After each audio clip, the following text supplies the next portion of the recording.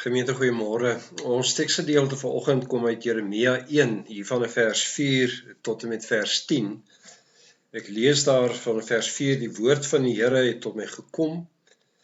Voordat ek jou in die moederskoot gevorm het, het ek jou geken. Voordat jy gebore is, het ek jou aan my gewy en jou as profeet vir die nasies aangestel. Ag Here my God het geantwoord, ek kan nie goed praat nie, ek is nog te jonk. Toe sê die Here vir my, jy moet nie sê ek is te jonk nie. Jy moet gaan na wie toe ek jou ook al stuur, en alles wat ek jou beveel om te sê, moet jy sê. Moenie vir hulle bang wees nie, want ek is by jou. Ek sal jou red. Dit is wat die Here gesê het. Hy het sy hand uitgesteek, my mond aangeraak, en vir my gesê, ek het nou my woorde in jou mond gelê. Kyk, ek sal jou vandag aanstel, oor nasies en oor koninkryk om af te breek en uit te roei, om te vernietig en plat te slaan, te bou en te vestig. Gemeente, as 'n mens die lewe rondom ons raak sien en jy beleef die stikkendheid daarvan, dan hoor jy dikwels by mense dat hulle vir jou sal sê, maar sjoe, ek weet nie of ek my kinders regtig wil blootstel aan 'n tyd soos nou nie. En dikwels kry jy by jonger mense dan ook die gedagte dat hulle sê, maar hulle verkies eintlik om kinderloos te bly, of hulle verkies om nie nou swanger te raak nie, want dit voel vir hulle, die tyd waarin ons nou leef is so stikkend, so gebroke, dat hulle nie kinders wil grootmaak in 'n tyd soos nou nie. Ek onthou by 'n geleentheid tydens die COVID-tydperk, wat gesirkuleer het waar 'n senior pastoor die opmerking gemaak het, juis oor hierdie opmerking, om te sê, ek weet nie of ons kinders wil blootstel om nou gebore te word in hierdie onsekerheid waarin ons leef nie. Die antwoord waarop hy het gehad het, was juis hierdie woorde van Jeremia hoofstuk 1, dat die Here vir Jeremia dan eintlik kom herinner om te sê, maar voordat jy nog gebore was, toe jy nog in die moederskoot was, het ek jou gevorm, ek het jou geken, ek het jou aan my gewy, en ek het jou aangestel as profeet. En sy opmerking was dan eintlik dan om te sê, dat ons kinders word gebore in 'n sekere tydperk van hierdie wêreld, en dat ons eintlik bemagtig is om in 'n tydperk soos nou te leef. Want sy antwoord daarop deur te sê, daar's 'n rede hoekom ons nie 100 jaar terug geleef het nie. En dikwels kry jy nogal dat mense vir jou sal sê, so ek is so bly my pa of my ma is al oorlede, want ek weet nie of hulle nou alles wat in hierdie wêreld gebeur sou oorleef het nie. En eintlik kom sê ons daardeur dat elke generasie en elke geslag is deur God op 'n sekere tyd bepaal, gekies om nou te leef.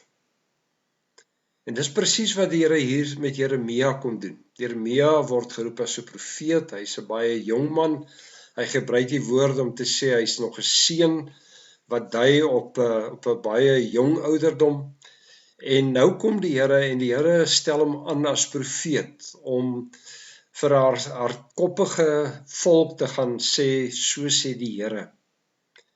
En natuurlik was dit nie vir Jeremia maklik nie. Ons lees van 7 belydenisse of 7 konfessies wat hy gemaak het. Onder andere het hy vir die Here gevra om wraak te neem teenoor almal wat wraak teen hom saam sweer. Dat hy gekla het oor die voorspoed van die goddelose. Dat hy bekommerd was dat die Here hom nie genoeg ondersteun nie. Hy het gebid dat sy vyand tot 'n val sal kom, dat hy op 'n stadium gesê het, hy kan net nie meer nie, maar is eintlik sy roeping wat hom dryf, en dan op 'n stadium vervloek hy sy geboortedag, dood eenvoudig omdat die ellende, die swaar kry vir hom so oorweldigend was.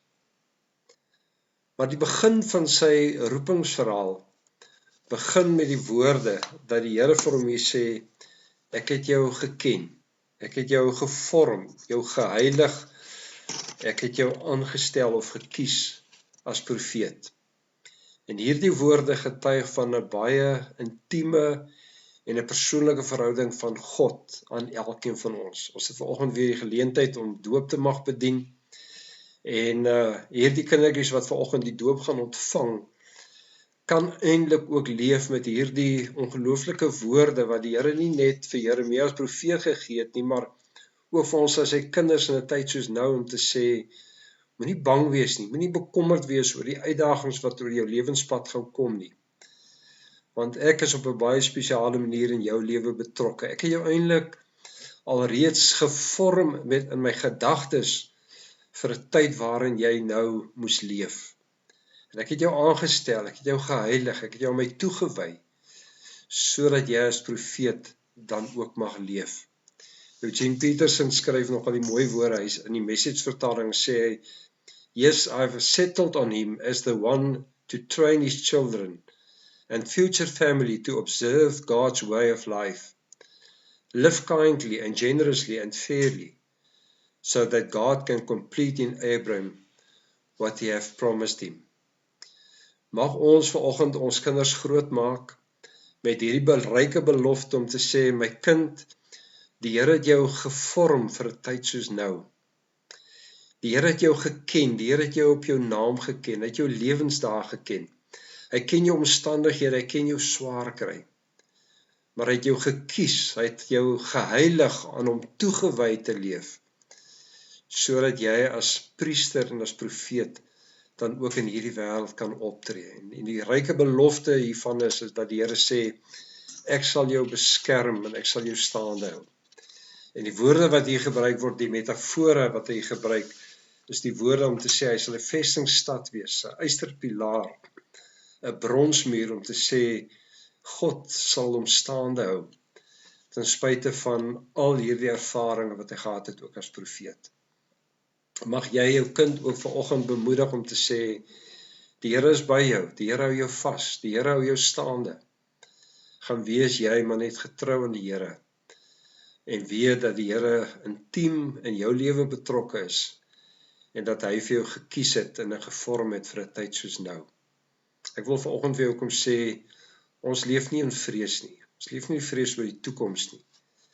Ons leef nie oor die vrees van, wat is die uitdagings waarom 'n kind eendag blootgestel gaan word nie.